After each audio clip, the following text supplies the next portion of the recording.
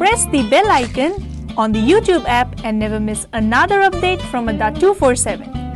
Bell icon दबाइए, अड्डा 247 की सारी नोटिफिकेशंस पाइए। Adda 247 government job in your pocket. Hello students, मैं हूं रत्नेश और आप देख रहे हैं इंग्लिश का शो, जिसमें आज मैं आपसे एक बहुत ही बेहतरीन और बहुत ही इंपॉर्टेंट टॉपिक डिस्कस करूंगा।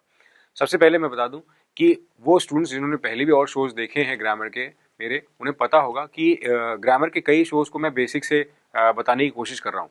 मेरा मकसद यहाँ पर यह है स्टूडेंट्स कि आपको, जो भी स्टूडेंट्स पहली बार वीडियो देख रहे हैं या जो पहले भी वीडियो देख चुके हैं, सभी को जो बेसिक से जानना चाहते हैं, जिनका ये डिमांड है कि सर हम इंग्लिश को बेसिक से पढ़ना चाहते हैं या हमारे बेसिक्स में प्रॉब्लम है या हमें पता नहीं चलता एग्जैक्टली कैसे इसको सॉल्व करें, तो आज एक इंपॉर्टेंट टॉपिक लिया है जो कि एग्जाम में, मतलब एसएससी में बात कर लें या बैंक में बात कर लें या किसी भी एग्जाम में बात कर लें, सब में बहुत बड़ा इसका इंपॉर्टेंट रोल है। यानी कि मैं बात कर रहा हूँ यहाँ पे टॉपिक कंजंक्शन की। तो सबसे पहले मैं आपको बता दूं कि कंजंक्शन टॉपिक में आप जब क्वेश्चन सॉल्व करें तो कौन कौन सी बातों का ध्यान रखें, और सबसे इंपॉर्टेंट ये है स्टूडेंट्स, कंजंक्शन के लिए आपको क्या क्या पढ़ना होगा, क्या क्या चीजें कवर करनी है, सारी चीजें बताता हूँ। तो मैं आपको बिल्कुल बेसिक से यहाँ पर शुरू कर रहा हूँ, इसलिए आपको ध्यान से देखना है स्टूडेंट्स क्या बात चल रही है। जैसे कोई सेंटेंस है, एग्जाम्पल दे रहा हूं मैं कंजंक्शन में, कि जैसे the God made man, God made man and man made the town. इस बेसिक से सेंटेंस में हम बात करते हैं, जैसे कंजंक्शन की परिभाषा मैं आपको इसी में बता दूंगा, आपको अंदाजा लग जाएगा। कोई कहता है जैसे कि सेंटेंस लिखा है sir, God made man and man made the town. इस सेंटेंस में कंजंक्शन क्या है और क्या काम कर रहा है? तो बेसिकली एंड एक कंजंक्शन है जो दो सेंटेंसेस को जोड़ने का काम करता है। अब कई बच्चे पूछते हैं, कई बार स्टूडेंट्स पूछते हैं कि सर कंजंक्शन का बेसिक काम क्या होता है? तो कंजंक्शन का काम होता है दो शब्दों को जोड़ना। यहाँ पर मैं बहुत ऐसी ऐसी बातें बताऊंगा जो आपके लिए बेहद इंपॉर्टेंट है, बेहद जरूरी है। जैसे कंजंक्शन और क्लॉज में डिफरेंस क्या होता है, अभी बताऊंगा मैं आपको आगे इसी वीडियो में। तो बात चल रही है कि God made man and man made town में एंड क्या काम कर रहा है? दो वाक्यों को जोड़ रहा है। बात यह है कि आपको कई बार इंडिपेंडेंट कंजंक्शन भी दिखता है, डिपेंडेंट कंजंक्शन भी दिखता है। इसका मतलब क्या है बताते हैं।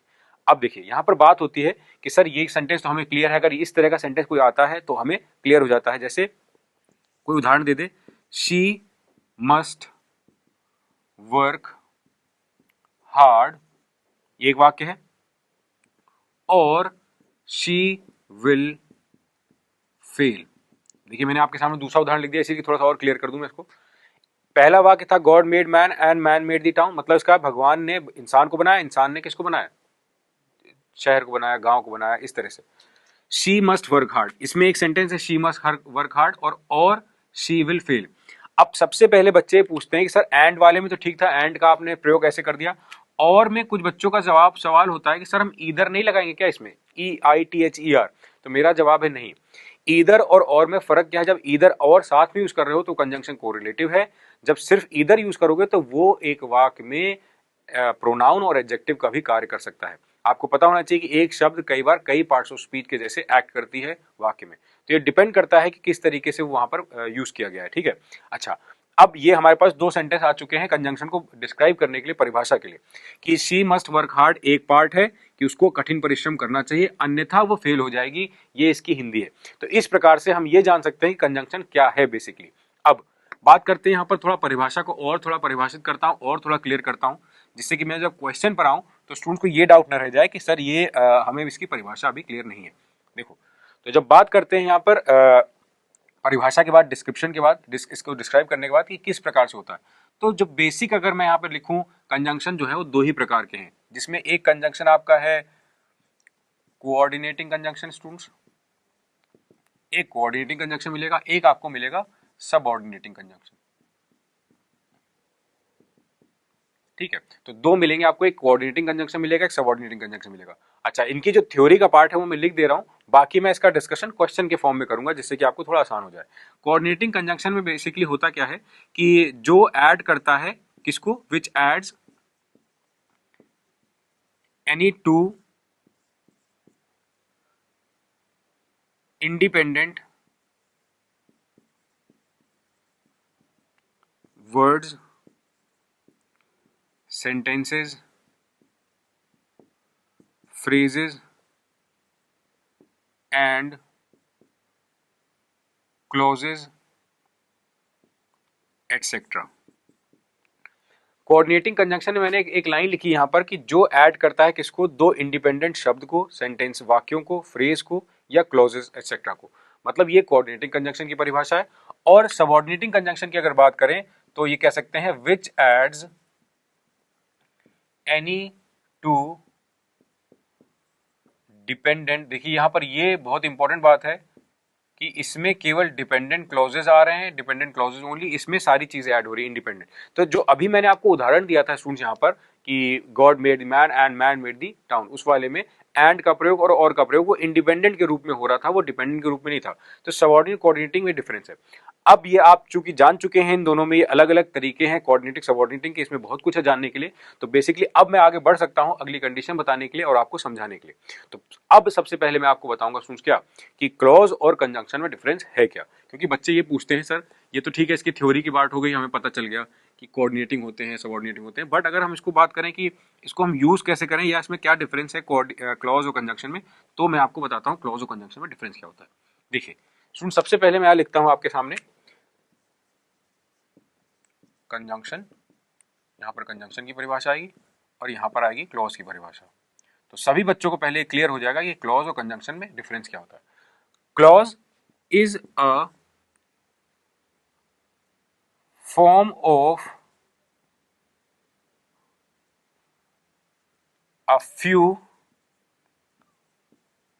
words is a form या कह सकते हो formation of, देखिए मैं पूरी बात लिख दे रहा हूं, clause is a formation of a few words which may or may not give a complete sense। समझना, इस जगह लिखा है कि क्लॉज एक ऐसा कॉम्बिनेशन है, मतलब फॉर्मेशन है किसी चीज का, कुछ शब्दों का, अ फ्यू वर्ड्स, कुछ शब्दों का जो शायद या शायद नहीं कंप्लीट सेंस देता हो। परंतु conjunction is a word which adds clauses और डिफरेंट टू डिफरेंट, कह सकते हैं to different sentences and many thing more, और भी काफी चीजों को जोड़ सकता है। अब देखिए कंजंक्शन और क्लॉज में आपको सबसे बड़ा डिफरेंस ये पता चला कि क्लॉज शब्दों का समूह होता है जो शायद अर्थ पूरा दे रहा हो या पूरा अर्थ ना दे रहा हो, परंतु कंजंक्शन वो होता है जो दो क्लॉजेस को जोड़ सकता है। मतलब आपको क्लॉज और कंजंक्शन सब में अब डाउट नहीं होना चाहिए कि सर क्लॉज क्या होता है, कंजंक्शन क्या होता है, क्योंकि बच्चे बार बार ये पूछते हैं सर क्लॉज होता क्या है, इसको क्या कहते हैं। क्लॉज ये होता है कि ये फॉर्मेशन होता है, मतलब कि आप पूरा शब्द भी यूज कर सकते हैं, इसमें आधा भी यूज कर सकते हैं। चलिए अब आपको ये डेफिनेशन थोड़ी बहुत क्लियर हो गई। कंजंक्शन में बेसिकली क्या है कि दो चीजों को जोड़ने का काम कर रहा है, वो क्लॉज भी हो सकते हैं, वो फ्रेज भी हो सकते हैं, वो आपके शब्द भी हैं, वो आपके डिफरेंट सेंटेंसेस भी हो सकते हैं, और क्लॉज अलग चीज है। ठीक है, अब बात करते हैं थोड़ा यहाँ पर क्वेश्चन की।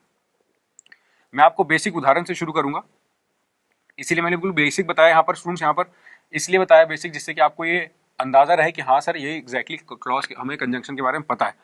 एक क्वेश्चन बहुत पुराना सेंटेंस है स्टूडेंट्स, जैसे लिखा है too blank to blank for. अच्छा सेंटेंस है टू ब्लैंक फोर। अब कुछ बच्चे बोल रहे होंगे सर इसमें आएगा एंड, इसमें आएगा मेक्स, इसमें आएगा 2 and 2 makes 4। अच्छा 2 गुणे 2 4, कुछ लोग बच्चे भी बोल रहे होंगे सर 2 गुणे 2 4 भी होता है ना। या अगर मैं लिख दूं 2 ब्लैंक 3 ब्लैंक 5। अच्छा एक बात मैं आपसे पूछता हूं, सवाल मेरा ये है कि 2 में 2 जोड़ने से 4 आता है, 2 में 2 गुणा करने से 4 आता है। आपका जवाब ये आएगा कि सर कुछ बच्चे कह रहे होंगे दोनों से आता है, तो ये फैक्ट है दोनों से आता है, क्योंकि 2 में 2 जोड़ोगे तो भी 4 आएगा, गुणा करोगे तो भी 4 आएगा। 2 में 3 जोड़ने से 5 आएगा, गुणा करने से 5 आएगा। फिर अब जवाब ये आएगा कि आप सर इसको जोड़ोगे तभी 5 आएगा, गुणा करने में 6 आ जाएगा। तो अब पॉइंट आता है कि यदि लिखा हो कि 3 डैश 3 डैश 9, अब ये लिखा ये किससे आया, तो ये गुणा करने से आया। क्या इससे जवाब बदलता है या नहीं बदलता है, या इसका जवाब कैसे आता है? किताबों में बहुत अलग अलग उत्तर दिए हैं इसके, हमें ये कंफर्म करना है कि सर इसका सही जवाब कैसे आता है और क्या इसका रीजन है। तो आप सारी चीजें ध्यान से सुनना, क्योंकि मैं एक एक पॉइंट बताऊंगा और ये बताऊंगा एग्जाम में कैसे अटेम्प्ट करें, फिर उसका फाइनल आंसर क्या लिख के आना। देखो, सबसे पहले आपको पता होना चाहिए कि जैसे हम बचपन में पहाड़े पढ़ते थे, टेबल पढ़ाए जाते थे, 2 2 जा 4, 2 3 जा 6, 2 में 3 जाएगा नहीं 6 आने के लिए, या 2 में 2 जाएगा नहीं, वो 2 2s होते थे, वो 4 होते थे, 2 3s होते थे, वो 6 होते थे, वो इस तरह से होता, 2 3s आर 6, 2 4s आर 8, ऐसे होता था। वो बनकर पढ़ाया ऐसे जाता था स्कूलों में, हमने आज तक यही सीखा सब लोगों ने कि 2 2 जा और 2 3 जा, जाएगा कहीं नहीं आएगा।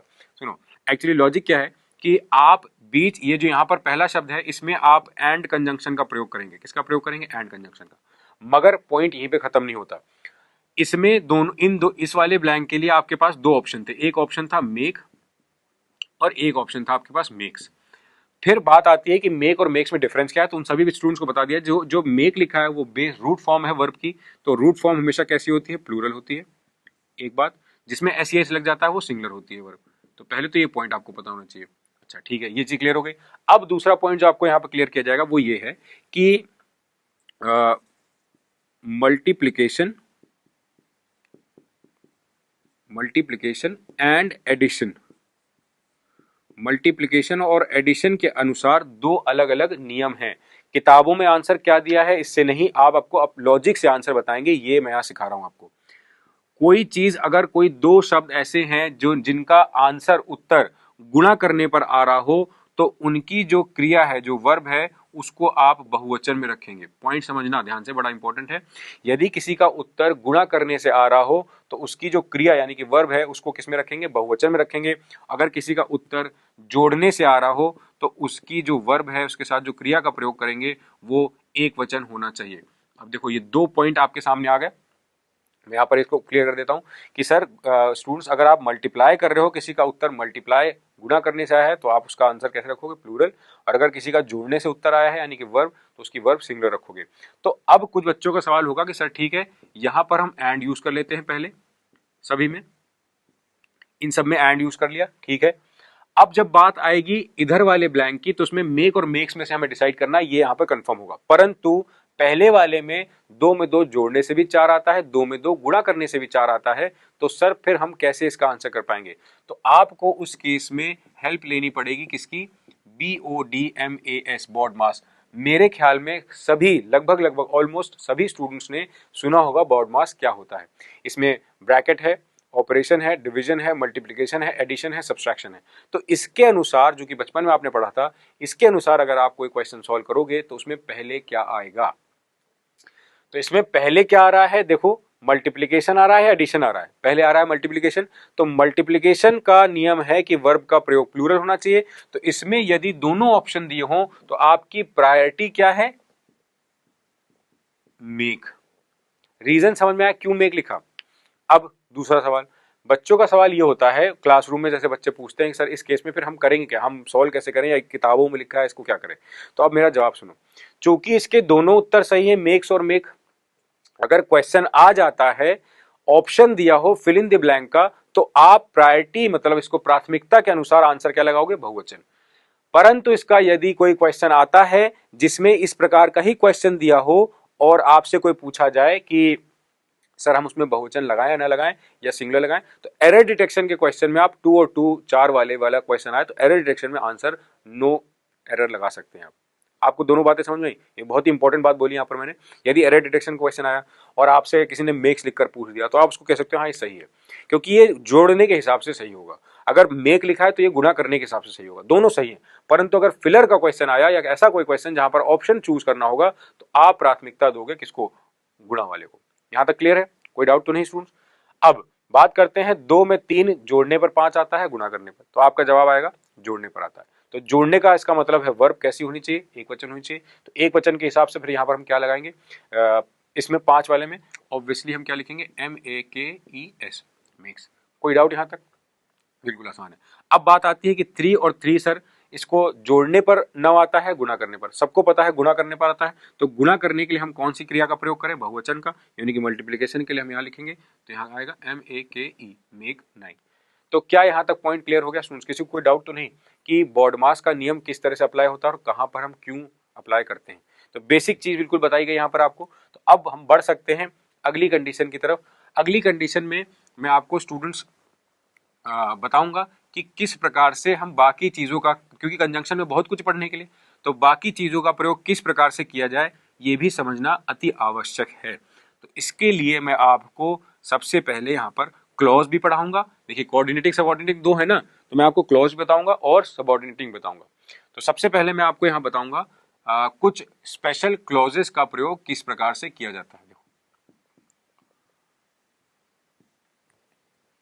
दोनों पार्ट मिलेंगे आपको। एक पार्ट ये है, इस पार्ट में देख जितना भी आपको पार्ट दिया जा रहा है इसमें पूरा कंप्लीट करके मैं आपको दे रहा हूं, जिससे कि आपको अब जब आप प्रिपरेशन करें तो वहां पर आपको दिक्कत ना आए कि सर थोड़ी थोड़ी चीजें, बेसिक चीजें हमें क्लियर हो गई हैं। मुझे उम्मीद है आपको बिल्कुल क्लियर होगा, समझ में आएगा।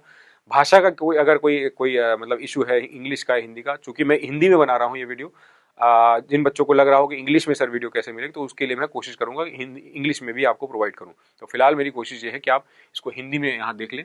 तो क्लॉजेस में जब बात आती है तो कुछ स्पेसिफिक क्लॉजेस हैं जिनका यहाँ पर मैं डिस्कशन शुरू में करूंगा।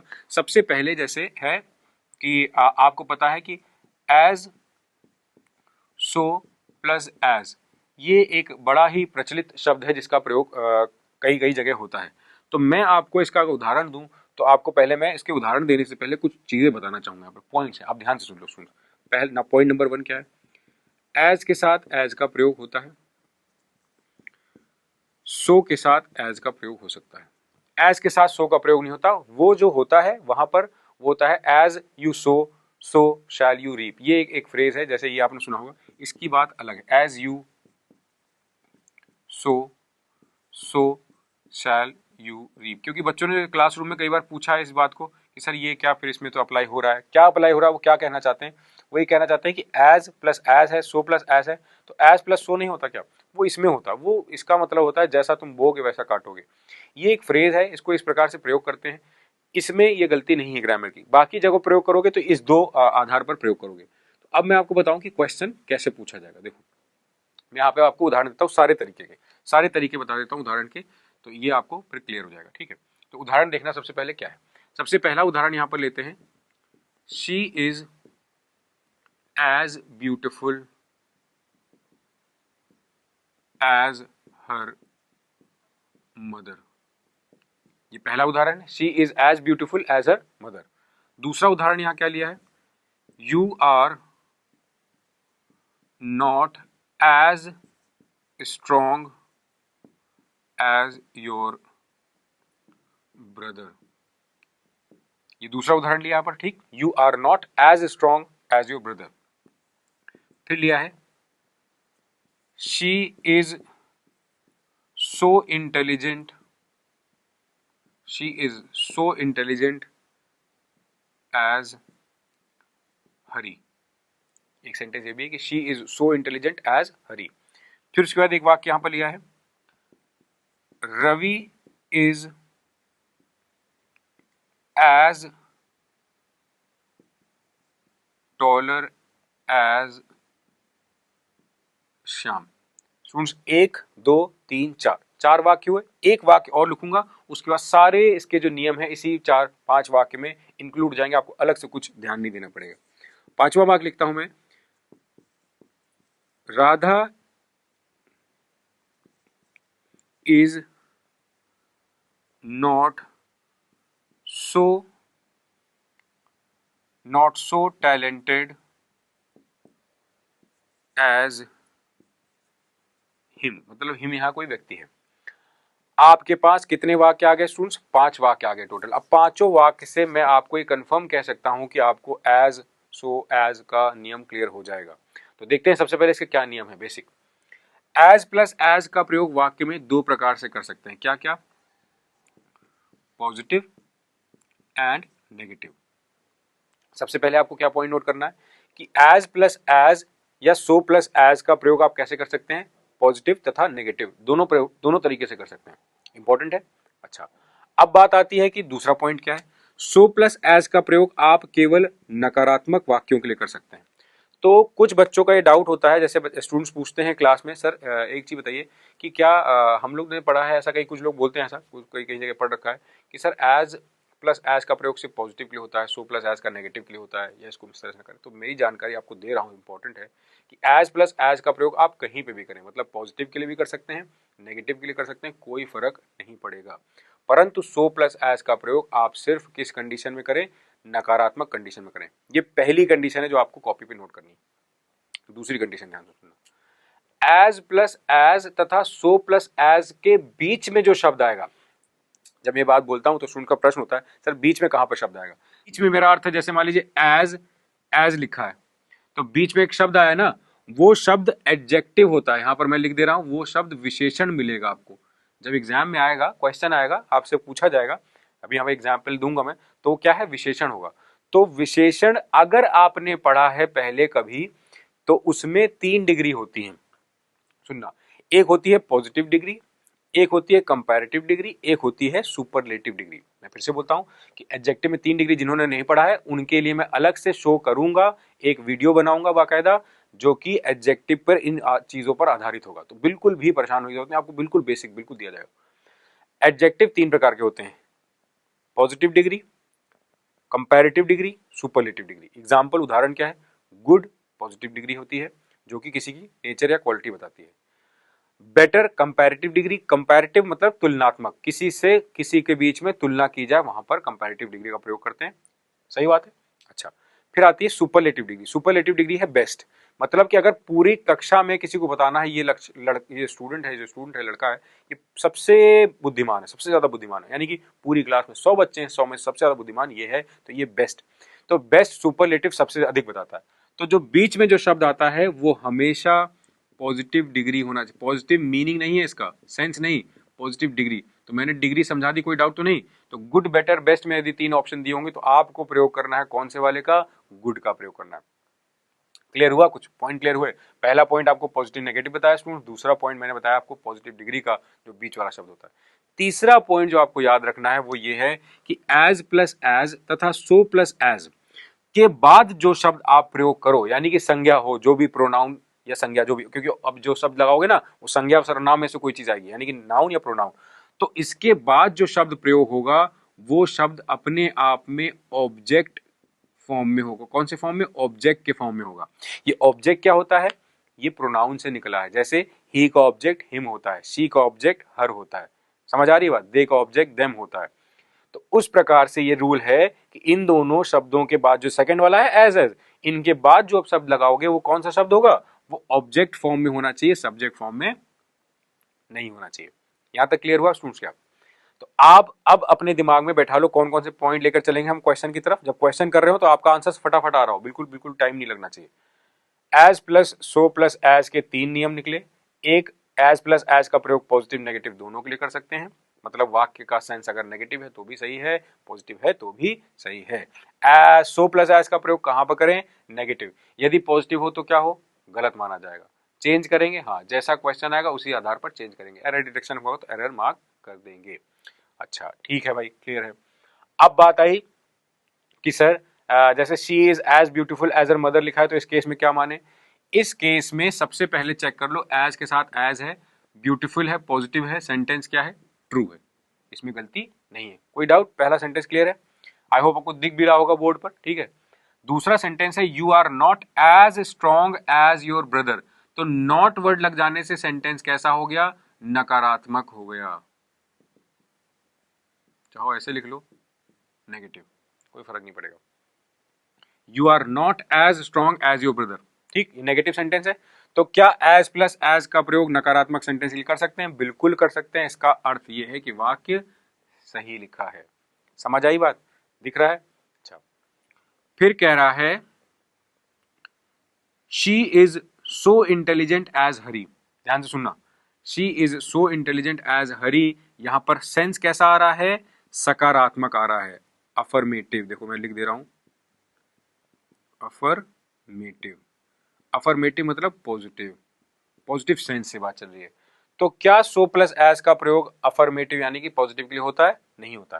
तो अब क्या करोगे, एक रास्ता है सो के स्थान पर एज का प्रयोग करो, दूसरा रास्ता है कि she is not so intelligent as Hari का प्रयोग करो। रिपीट करता हूं, एक रास्ता है सो के स्थान पर एज का प्रयोग करो, दूसरा रास्ता है कि सो लिखा रहने दो, इसके पहले नॉट लगा दो, तो सेंटेंस नेगेटिव हो जाएगा। नॉट सो इंटेलिजेंट एज हरी, ये वाक्य सही हो जाएगा। रीजन समझ में आ गया। नोट करते रहना इसको ध्यान से। Ravi is as taller as Shyam. तो अब इस सेंटेंस में एज टॉलर एज श्याम जब लिखा है तो एज और एज के बीच में जो शब्द आया है वो है टॉलर। अब देखो यहाँ रूल कौन सा लग रहा है, ध्यान देना। सबसे पहले जब एडजेक्टिव की बात करते हैं तो टॉल अपने आप में पॉजिटिव डिग्री है, डिग्री की बात चल रही है, सेंस की नहीं, पॉजिटिव डिग्री होती है टॉल। टॉल को जब चेंज करोगे डिग्री तो टॉलर बनाओगे, वो कंपेयर करेगा, दो लोगों के बीच में तुलना करेगा तो उसको कंपैरेटिव डिग्री बोलोगे, ये हो गई कंपैरेटिव डिग्री। फिर जब टॉल को और चेंज करोगे, कई लोगों में तुलना करने के बाद उसको सबसे ज्यादा बताओगे तो टॉलेस्ट बोलोगे, उसको क्या बोलोगे, सुपरलेटिव डिग्री। पॉइंट समझ में आया? तो 3 डिग्री होती है, पॉजिटिव, कंपैरेटिव एंड सुपरलेटिव। मेरा प्रश्न है आपसे, क्या इसके बीच वाला जो एडजेक्टिव है वो हम कंपैरेटिव डिग्री या सुपरलेटिव डिग्री यूज कर सकते हैं? नहीं। आपको मैंने ऑलरेडी बताया यहाँ पर इन दोनों के बीच वाला शब्द पॉजिटिव डिग्री होता है, ठीक है। तो इसका मतलब है Ravi is as tall as Shyam होना चाहिए। इसमें टॉलर के स्थान पर टॉल का प्रयोग करें। पॉइंट क्लियर है? Okay, very good student. अब बात कर लेते हैं इस वाक्य की। Radha is not so talented as him. यहां नॉट के साथ सो आया है, क्या ये गलत है? बिल्कुल आ सकता है नॉट, क्योंकि नेगेटिव सेंटेंस के लिए हम सो एज लगा सकते हैं। टैलेंटेड में भी कोई प्रॉब्लम नहीं है। एज के बाद हिम का प्रयोग हुआ है, हिम ऑब्जेक्टिव फॉर्म में है। क्या हम एज प्लस एज या सो प्लस एज के बाद ऑब्जेक्टिव फॉर्म लगा सकते हैं? नहीं। मैंने क्या बताया था, आप एज प्लस एज के बाद ऑब्जेक्टिव फॉर्म का प्रयोग नहीं करेंगे। हो सकता है मैंने यहाँ पे ऑब्जेक्टिव फॉर्म बोल दिया हो, गलत है, ऑब्जेक्टिव फॉर्म का प्रयोग नहीं करेंगे, इसको नोट कर लो। हो सकता है शुरू में मैंने ऐसा बोल दिया हो कि ऑब्जेक्टिव फॉर्म का प्रयोग करेंगे, ऐसा कुछ बोल दिया हो, तो उसको करेक्ट करें कि ऑब्जेक्टिव फॉर्म का प्रयोग नहीं करेंगे। समझ आ रही है? क्योंकि लिखते समय मैंने ध्यान नहीं दिया होगा यहाँ क्रॉस बनाना है ऐसा बोलना, बट रूल क्या है कि एज प्लस एज और सो प्लस एज के बाद हमेशा सब्जेक्टिव फॉर्म का प्रयोग करेंगे। ये शायद मैंने यहाँ क्रॉस बनाना भूल गया हूँ या बताना भूल गया हूँ, कोई बात नहीं, उससे फर्क नहीं पड़ेगा। इंपॉर्टेंट ये है कि अब मैंने बोल दिया ऐसा, तो आप इस बात को नोट कर लो, ध्यान रखो कि किसका प्रयोग करेंगे, सब्जेक्टिव फॉर्म का प्रयोग करेंगे। ऑब्जेक्टिव फॉर्म यदि है तो वो गलत है, तो इसलिए हिम के स्थान पर ही का प्रयोग करें। मतलब इसका आंसर क्या आएगा, Radha is not so talented as he. क्या स्टूडेंट्स यहां तक एज प्लस एज और सो प्लस एज का प्रयोग आपको समझ में आया? बिल्कुल, आई होप, मुझे उम्मीद है आपको समझ में आया। तो अब बात करते हैं एक और कंडीशन की, एक और यहाँ पर किसी क्लॉज को लेते हैं और इसको आप जो है नोट कर सकते हो अपनी कॉपी में ध्यान से, और याद रखो कि कैसे इसको प्रयोग करना है, ठीक है। तो स्टूडेंट्स क्या है कि कंजंक्शन एक इतना इंपॉर्टेंट टॉपिक है, इसमें इतनी सारी चीजें पढ़ने के लिए, मैं आपको हमेशा यही बोलूंगा कि इसको इंपॉर्टेंट तरीके से ही ले, ऑब्वियसली इंपॉर्टेंट ही लेंगे आप। दूसरी बात है कि एग्जाम में इससे बड़े क्वेश्चंस आते हैं, बहुत सारे क्वेश्चंस कवर होते हैं कंजंक्शन टॉपिक के ऊपर, ठीक है। चलिए, अब यहाँ पर मैं आपको थोड़ा एक दूसरा क्वेश्चन बताता हूँ कि उसको कैसे प्रयोग करना है। तो क्वेश्चन जो है वो इसी से संबंधित है, बट कॉल क्लॉज से संबंधित है, बट थोड़ा डिफरेंट है। देखिए क्या है क्वेश्चन, क्या है एग्जैक्टली बताने क्या जा रहा हूँ मैं। आपको पहले एग्जाम्पल देता हूँ, फिर मैं आपको कनेक्ट करूंगा किसका प्रयोग है। एग्जाम्पल है कि जैसे कहीं लिखा हो, you are not like me. एक ये वाक्य, you are not like me. दूसरा उदाहरण है कि there is nothing like, there is nothing like singing and opera music. देखिए वाक्य का अर्थ जो है वो अलग है, इसमें जो आपको ग्रामर बताई जा रही है वो अलग है, तो आपको ग्रामर सुननी है ध्यान से। यहाँ पे वाक्य में ऐसे ही लिख रहा हूँ रैंडम कोई वाक्य। एक वाक्य लिखा है, you are not like me, there is nothing like singing and opera, इसका वाक्य लिखा है। अब इसका क्वेश्चन बेसिकली है क्या, किस चीज का क्वेश्चन है? ये क्वेश्चन है लाइक के ऊपर, कि लाइक का प्रयोग हम कैसे करें। तो आपको मैं जानकारी दे दूं कि लाइक का प्रयोग आप वाक्य में जब भी करें तो उसके बाद ऑब्जेक्ट का प्रयोग होना चाहिए। मतलब कैसे होना चाहिए, उसके बाद ऑब्जेक्ट का प्रयोग हो। ऑब्जेक्ट जैसे यहाँ पर आप देख सकते हैं कि ये ऑब्जेक्ट है मी। अच्छा, दूसरा पॉइंट क्या है, देखो पहला पॉइंट लिखता हूं मैं, लाइक का कहाँ प्रयोग करना है। लाइक का प्रयोग जब आप करें तो उसके बाद नाउन प्रोनाउन का प्रयोग हो सकता है, देखो यहाँ प्रॉपर लिख दे रहा हूं मैं, नाउन प्रोनाउन का प्रयोग हो सकता है, परंतु वो नाउन प्रोनाउन सब्जेक्ट फॉर्म में नहीं होने चाहिए स्टूडेंट्स, वो ऑब्जेक्ट फॉर्म में होने चाहिए। वो सब्जेक्ट, अभी जैसे मैंने पिछली वाले क्वेश्चन में सब्जेक्ट ऑब्जेक्ट वाली बात बोली थी ना, तो लाइक का प्रयोग पहली कंडीशन क्या बताया कि आप नाउन प्रोनाउन का प्रयोग कर सकते हैं, परंतु वो ऑब्जेक्ट फॉर्म में हो, सब्जेक्ट फॉर्म में ना हो। और तीसरा प्रयोग लाइक का जो आप लिखेंगे वो जेरेंड एक होता है, जेरेंड फॉर्म ऑफ वर्ब होती है, तो जेरेंड फॉर्म ऑफ वर्ब का प्रयोग करें। अब जैसे उसका उदाहरण आपके सामने ये लिखा है, there is nothing like singing and opera music, ठीक है, मतलब ओपेरा म्यूजिक के गाने जैसा, उसको सिंग करने जैसा कुछ भी नहीं है, ये ऐसा लिख रहा है। जबकि ओपेरा म्यूजिक होता है, आपने सुना होगा, बजता है, आपने देखा होगा जिसमें वो लोग रोते रोते गाते हैं, बड़ा ओ आ करके इस तरह से।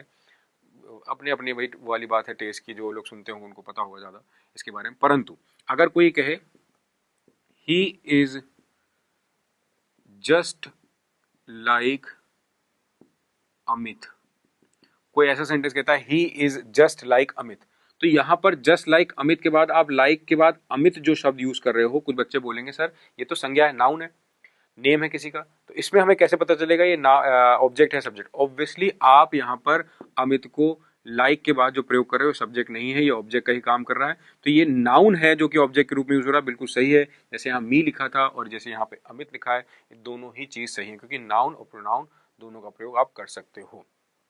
पॉइंट क्लियर है स्टूडेंट्स कि लाइक का प्रयोग कैसे हो रहा है? तो लाइक के प्रयोग मैंने तीन बताया, नाउन, प्रोनाउन और जेरंड, इनका प्रयोग किस रूप में है? ऑब्जेक्ट के रूप में, ठीक है। अब बात करते हैं इनका क्वेश्चन एग्जाम में जब गलत बनाकर देते हैं एग्जाम में, वो क्या देते हैं, देखना देखना। सेंटेंस है कि अगर कहीं पर इस प्रकार का सेंटेंस आ जाए, एग्जाम में ऐसा सेंटेंस आ जाए, लाइक आई टोक you earlier, like I told you earlier, there is no vacancy। ये एक वाक्य है, लाइक का ही बताया मैंने उदाहरण, like I told you earlier there is no vacancy, ठीक है। फिर एक वाक्य लिखा है, तो स्टूडेंट्स इसका एग्जाम्पल मैं दूसरा देता हूं यहाँ पर, आप देखें इसका एग्जाम्पल और ले रहा हूं यहाँ पर इसी कंडीशन का। जैसे कहीं आकर आपके सामने कोई सेंटेंस आ जाए कि चेन्नई लाइक, कोई दूसरे शहर का नाम लिख लेते हैं, बेंगलोर इज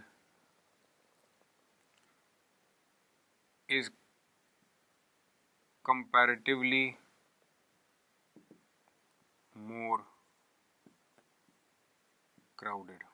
एग्जाम्पल है, Chennai like Bangalore is like in Bangalore is comparatively more crowded. Sentence क्या है? Chennai like in Bangalore is comparatively more crowded. इसका मीनिंग समझ में आ रहा है स्टूडेंट्स, क्या है सेंटेंस का meaning? Chennai like in Bangalore is comparatively more crowded, what does it mean? इसका मतलब ये है कि जितना बेंगलोर में क्राउड है उतना ही चेन्नई में क्राउड है, मतलब कंपैरेटिवली अब ज्यादा क्राउड है, उससे ज्यादा क्राउडेड है। तो पॉइंट इन दो सेंटेंसेस के लिखने के पीछे क्या था? पॉइंट ये था कि आई टोल्ड में क्या आपको पता है ये वर्ब है टोल्ड, और पता होना चाहिए कि वर्ब से पहले वाला शब्द क्या होता है? सब्जेक्ट होता है। इसके पहले में हमने उदाहरण दिया लाइक का प्रयोग कैसे होता है। अब इस उदाहरण में आप देखें यहाँ पर इन जो है वो प्रेपोजिशन है। तो दो बातें आपको ध्यान रखनी है, क्या कि किसी भी सब्जेक्ट से पहले लाइक का प्रयोग नहीं, एज का प्रयोग किया जाता है। तो आप पहला पॉइंट नोट करें, क्या है? दोबारा बोलता हूं, वर्ब लिखी है, ये सब्जेक्ट है, सब्जेक्ट से पहले क्या है? आप लाइक का प्रयोग नहीं कर सकते। क्यों? लाइक के बाद आपको मैंने बताया ऑब्जेक्ट का प्रयोग करते हैं, नाउन प्रोनाउन या वर्बल नाउन जिसको जेरंड कहते हैं। एज का प्रयोग करें यहाँ पर, सही उत्तर आएगा एज। जैसे चेन्नई लाइक इन बेंगलोर, इसमें प्रेपोजिशन है, तो preposition in, on, at, to, जैसे इसके लिए मैं वीडियो बना रहा हूँ उसके लिए बताऊंगा प्रेपोजिशन क्या होते हैं। तो प्रेपोजिशन के पहले क्या नहीं आ सकता? लाइक नहीं आ सकता, फिर से इसकी जगह क्या आएगा? एज का प्रयोग करेंगे। तो ये दो क्वेश्चन ऐसे हो गए जहां पर लाइक का प्रयोग करें और लाइक का प्रयोग ना करें, यानी कि लाइक के स्थान पर किसका प्रयोग करें? एज का प्रयोग करें। तो आपको इन कंजंक्शन के प्रयोग को भी ध्यान रखते हुए यूज करना है। तो अब बात कर लेते हैं एक दूसरे क्वेश्चन की। यहाँ पर देखिए स्टूडेंट्स, क्वेश्चंस बहुत सारे मिलेंगे आपको, बट आपको यूज करते समय उनका थोड़ा ध्यान रखना है कि किस प्रकार से उनको सेंटेंस में कनेक्ट करना है, आपको किस प्रकार से सेंटेंस में प्रयोग करना है। तो बहुत सारी इंपॉर्टेंट चीजें हैं इसमें। अच्छा, अब बात आती है दूसरी कंडीशन की, जहां पर आपको ये डाउट रहता है कि सर हम जनरल यूसेज में किस चीज का प्रयोग करते हैं। जैसे आपको पता होना चाहिए कि एक शब्द होता है वेदर के साथ हम और का प्रयोग करते हैं, सबको पता है। वेदर शब्द ये कंजंक्शन को रिलेटिव वेदर के साथ और का प्रयोग करते हैं। जैसे मान लीजिए सेंटेंस आया, कोई सेंटेंस स्टूडेंट्स आया कि राहुल डोंट, या इसके साथ राहुल के साथ आपको लिखना पड़ेगा Rahul does not know that Amar will come today. बात समझने की कोशिश करें स्टूडेंट्स, यहाँ पर क्या बताया जा रहा है आपको, Rahul does not know that Amar will come today. तो सबसे पहले आपको यहाँ पर एक पॉइंट समझना है कि सर इस प्रकार के वाक्य का अर्थ क्या है। अगर मैं बोलूं I doubt that it will rain today, मैंने अगर ऐसा वाक्य बोला I doubt that it will rain today, इसकी हिंदी क्या निकल रही है, मुझे संदेह है कि आज बारिश होगी। अच्छा, मैं ये कहना चाह रहा हूँ कि मुझे ऐसा लग रहा है कि आज बारिश होगी, ये कह रहा हूँ, या कह रहा हूँ कि मुझे ऐसा लग रहा है आज बारिश नहीं होगी। तो दोनों में से कौन सी बात मैं बोलना चाह रहा हूँ यहाँ पर, या मुझे लग रहा है मैं बारिश होगी, या मैं कहना चाह रहा हूँ मुझे ऐसा लग रहा है कि आज बारिश नहीं होगी, तो कौन सी दोनों बातें सही हैं। एक्चुअली इसमें संदेह है या राहुल को पता नहीं है, तो दोनों बातें संभव है ना, बारिश हो भी सकती है, नहीं भी हो सकती है। राहुल को अगर नहीं पता है तो अमर आ भी सकता है, नहीं भी आ सकता है। तो एक्चुअली स्टूडेंट जहां पर डाउट हो, डाउटफुल हो, कांट से हो, डोंट नो हो, अनसर्टेन हो, या नॉट श्योर हो, इस प्रकार से अगर कुछ लिखा हो स्टूडेंट, तो आपको याद रखना है वहां पर दैट का प्रयोग अनुचित है। उस वाक्य में आप इफ या वेदर दोनों का प्रयोग कर सकते हैं। अब देखिए बात चल रही थी वेदर की, बट मैंने आपको यहाँ दोनों बता दिए कि उस वाक्य में आप इफ और वेदर दोनों का प्रयोग कर सकते हैं। पॉइंट क्या है, उसमें आप दोनों इफ और वेदर का दोनों प्रयोग कर सकते हैं। कहां पर नहीं कर सकते मैं भी एक्सप्लेन करूंगा। पॉइंट सुनना पहले कि उस सेंटेंस में आप इफ और वेदर दोनों का प्रयोग कर सकते हैं। फिर सर अगर हम ऐसा कर सकते हैं, यानी कि इसका सही जवाब होना चाहिए Rahul does not know whether Amar will come, या if Amar will come today, दोनों सही है। तो सर फिर हम दोनों में डिफरेंस कैसे निकालेंगे, यानी कि इफ और वेदर में आपसी डिफरेंस कैसे पता चलेगा कि ये सही है ये गलत है। इसके लिए यदि किसी सेंटेंस में आगे और नॉट दिया हो, अगर किसी सेंटेंस में स्टूडेंट्स क्या दिया हो, आगे और नॉट का प्रयोग हुआ हो, तो वहां पर आप कंफर्म कर लेना कि यहां पर और नॉट लग जाने पर इफ का प्रयोग नहीं, सिर्फ वेदर का प्रयोग हुआ। क्या पॉइंट क्लियर है। मैंने बोला स्टूडेंट्स अगर कहीं सेंटेंस में आगे सेंटेंस के लेटर पार्ट में और नॉट लग जाए तो फिर वहां पर इफ का प्रयोग मत करना, वेदर का ही प्रयोग करना। परंतु एक कंडीशन और है, वो भी सुन लो। कंडीशन वो ये है, जैसे ये है,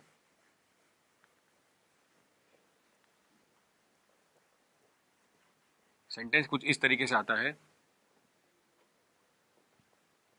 आई एम लीविंग, मैं जा रहा हूं, यहां ब्लैंक है, यू कम। अब यहां पर किसी ने बोल दिया ब्लैंक में लगा दो वेदर। पॉइंट देखना क्या बताना चाह रहा हूं, आई एम लीविंग कह रहा है मैं जा रहा हूं, पिछली सेंटेंस में डाउट था, संदेहजनक था, इस सेंटेंस में श्योर हो गया कि मैं जा रहा हूं वेदर यू कम, तो ये सेंटेंस तो अधूरा हो गया ना। तो इस सेंटेंस में आवश्यक हो गया कि आप और नॉट लगाओ, जिससे कि सेंटेंस का सेंस पूरा हो। मतलब क्या कहने का एक्चुअली ये है कि जिसमें संदेह लिखा था, पहले से डाउट लिखा था, तो वहां पर अगर और नॉट नहीं भी लिखा है ना, तो भी सेंटेंस का सेंस निकलेगा पूरा। परंतु जिस सेंटेंस में सेंस नहीं निकल रहा है वहां पर वेदर के साथ और नॉट लगाना ही पड़ेगा। इफ तो आएगा नहीं इसमें, बट वेदर के साथ और नॉट लगाना ही पड़ेगा।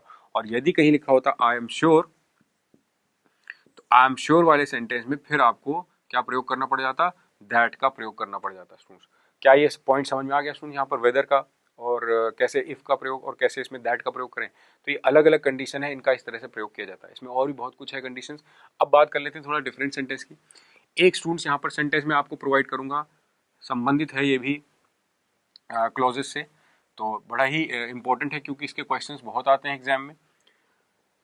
देखिए सेंटेंस देखें क्या है कंडीशन। सेंटेंस ये है कि यदि कहीं पर इस प्रकार से दिया हो, शब्द है क्या, बहुत फेमस है, बहुत बच्चों ने सुना होगा, नॉट ओनली और बट ऑल्सो। नॉट ओनली के साथ बट ऑल्सो लिखा है। तो अब इसका अगर हम प्रयोग करें तो किस प्रकार से करें, देखो सबसे पहला नियम नॉट ओनली बट ऑल्सो का ये है कि not only the books but also the copy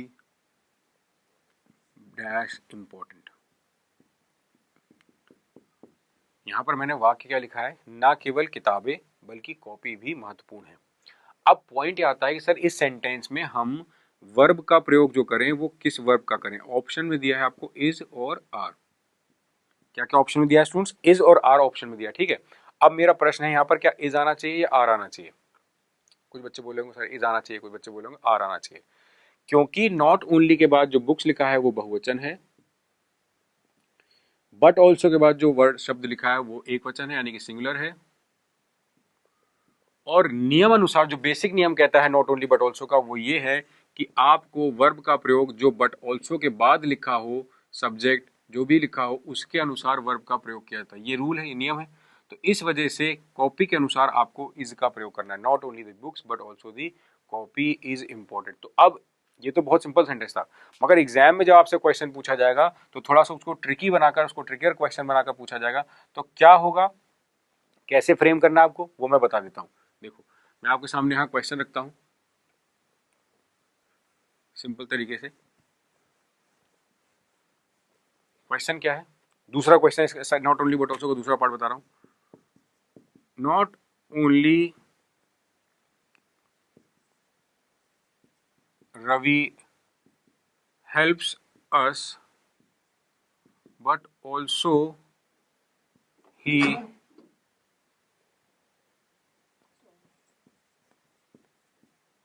supports us in our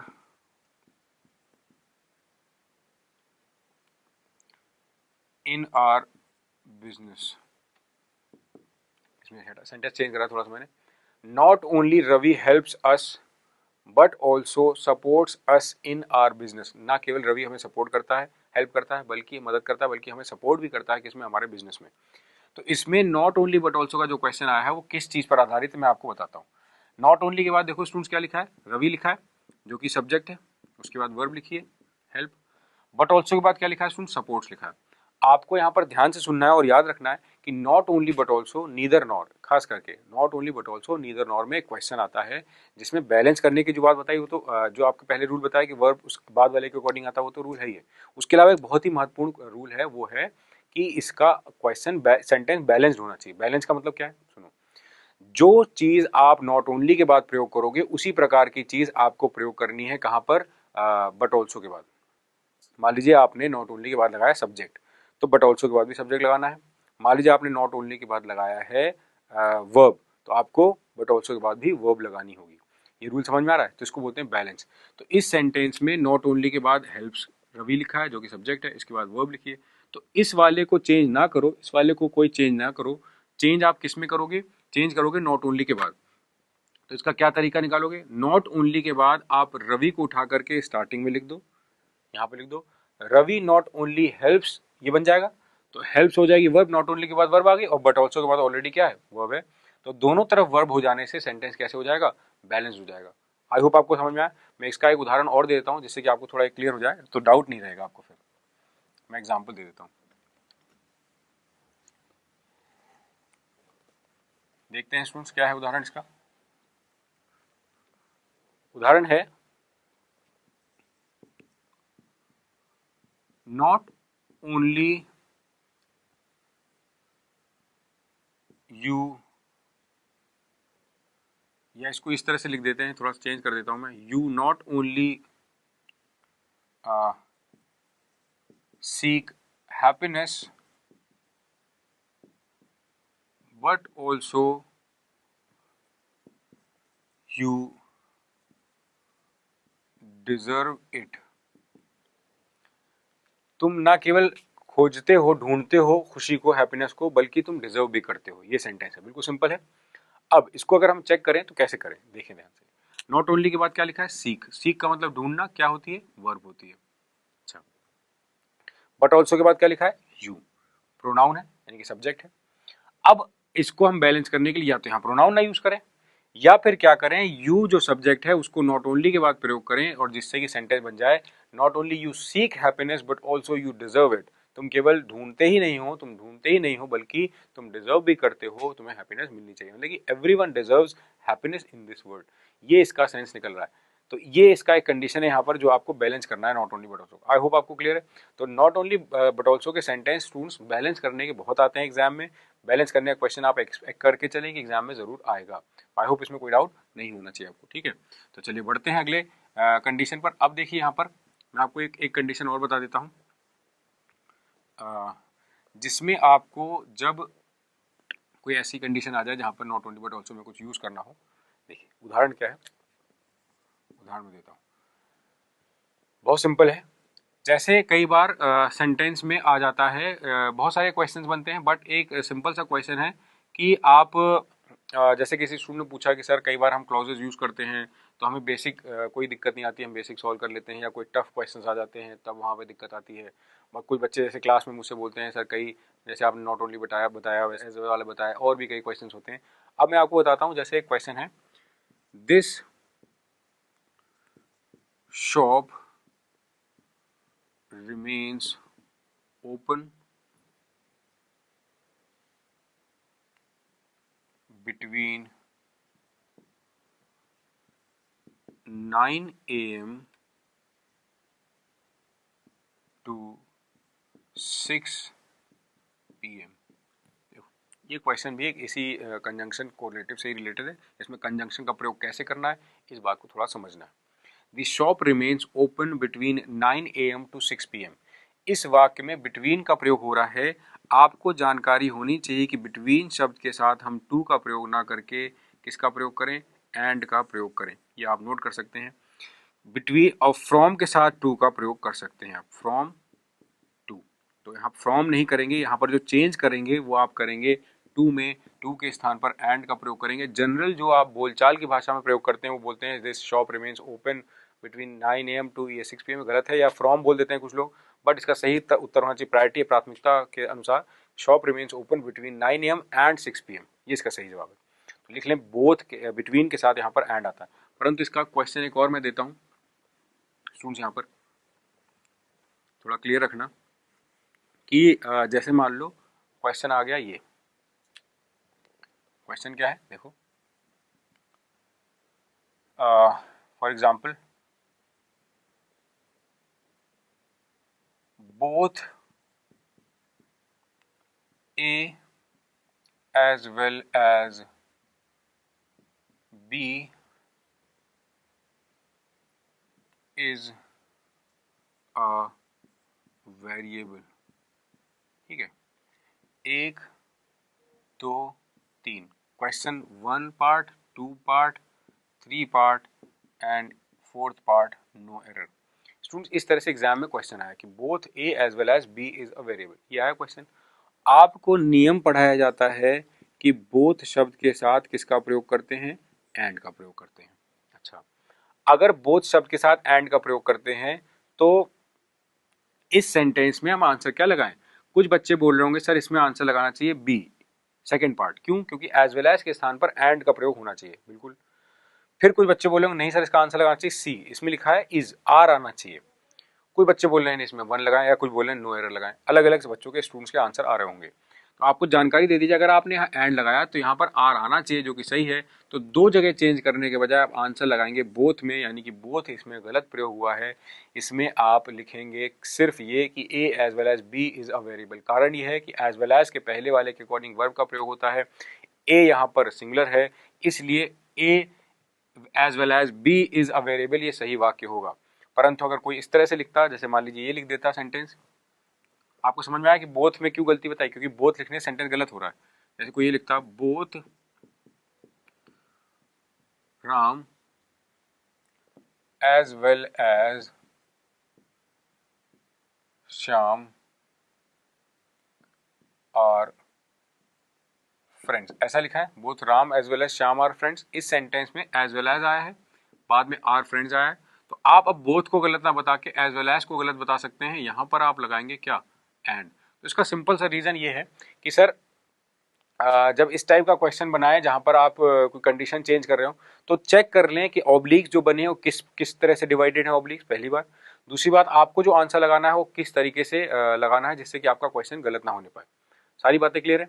तो इस प्रकार से जब आप क्वेश्चन सॉल्व करेंगे तब आपको सही उत्तर मिलेगा और आपका कॉन्फिडेंस भी जगेगा स्टूडेंट्स, ठीक है। तो यहाँ पर मैंने आपको कुछ इंपॉर्टेंट क्वेश्चंस बताए हैं जिनका आप कैसे प्रयोग करें वाक्य में, किस तरीके से उनको डेली यूसेज में लाएं अपने। तो ये कुछ उदाहरण मैंने यहाँ लिए हैं स्टूडेंट्स। अब मैं बोलूँगा इसके और भी बहुत सारे क्वेश्चंस हैं, बहुत सारी चीज़ें हैं जिसको मैंने कवर करने की कोशिश करूँगा। तो फिलहाल मैं आपको बोलूँगा कि स्टूडेंट्स इस पार्ट को आप ध्यान रखें थोड़ा सा। इसके और भी पार्ट्स हैं, मैं आपको प्रोवाइड कर दूंगा, इसके वीडियोस आपको प्रोवाइड कर दूंगा। इसमें क्वेश्चंस जो मैंने कवर किए हैं इसके और बेसिक क्वेश्चंस, बहुत ज़्यादा क्वेश्चंस मैं कवर करके आपको एक वीडियो में प्रोवाइड कर दूंगा, तो वो आप तक पहुँच जाएगी, ठीक है। तो बाकी क्या है कि आपको निरंतर बस जुड़े रहना है, बने रहना है चैनल से, SSC अड्डा से, जिससे कि आप इसके जो वीडियोस देख रहे हैं, जो भी आपको यहाँ सीखने को मिल रहा है, और अपना फीडबैक जरूर प्रोवाइड करते रहें स्टूडेंट्स कि आपको और इसमें क्या क्या चीज़ें चाहिए, क्या क्या चीज़ें ऐड करनी, क्योंकि हर चीज़ कोशिश की जाएगी जितने भी एस्पायरेंट, जितने भी बच्चे जुड़े, जितने स्टूडेंट जुड़े, उन सबको लाभ हो। All of the students must get the benefit from all the videos which are being projected here, telecasted here. So students, this is the main basic intention of every teacher out there. तो मैं आपको बस ये बोलूँगा कि आप इन सारे videos को देखते रहें। हाँ, एक बात ज़रूर यहाँ बोलूँगा कि जब आप अपना फीडबैक देते हैं, वो स्टूडेंट, वो टीचर के लिए, वो अपनी पूरी टीम के लिए बहुत महत्वपूर्ण होता है। कारण ये कि उस फीडबैक से हम यानी कि टीचर्स उसको देख करके आपको नई चीज़ देने की कोशिश करते हैं, नया चीज़ ऐड करने की कोशिश करते हैं। क्योंकि स्टूडेंट्स बहुत तरह के जुड़ते हैं हमारे से, तो उनको कई बार प्रॉब्लम होती है, क्या कोई नई चीज़ चाहते हैं या कुछ भी होता है, तो उसमें हम अपनी तरफ से कुछ एडिटिंग करवा के कि हाँ ठीक है बच्चों को ये चाहिए, अब की बार उनकी रिक्वायरमेंट ये है। तो एग्ज़ाम ही सारा कॉन्सेंट्रेशन है। देखिए अब आने वाले समय में बहुत सारे एग्जाम्स हैं, आपको पता है अभी CGL का एग्ज़ाम होगा, अभी CGL के कुछ बच्चों का मेंस का एग्ज़ाम, मतलब अलग अलग तरीके के एग्ज़ाम हैं। इससे कोई फ़र्क नहीं पड़ता किस चीज़ का एग्ज़ाम, मगर फ़र्क ये पड़ता है कि स्टूडेंट्स को बेनिफिट हो रहा है कि नहीं हो रहा है, ठीक है स्टूडेंट। तो कोशिश यही है कि आपको बेनिफिट हो, आपको फ़ायदा हो। तो आपको कंजंक्शन से संबंधित और जो टॉपिक्स हैं उनसे संबंधित क्वेश्चंस मैं देता रहूँगा, निरंतर देता रहूँगा। बस आपको क्या करना है, आपको निरंतर पढ़ते रहना है और अपने फीडबैक प्रोवाइड करते रहना है कि हाँ सर ये चीज़ है, इस तरह से हमें सही लग रही है, ठीक है। तो students, thank you for watching the video, thank you so much. Press the bell icon on the YouTube app and never miss another update from Adda 247. Bell icon दबाइए, अड्डा 247 की सारी नोटिफिकेशंस पाइए।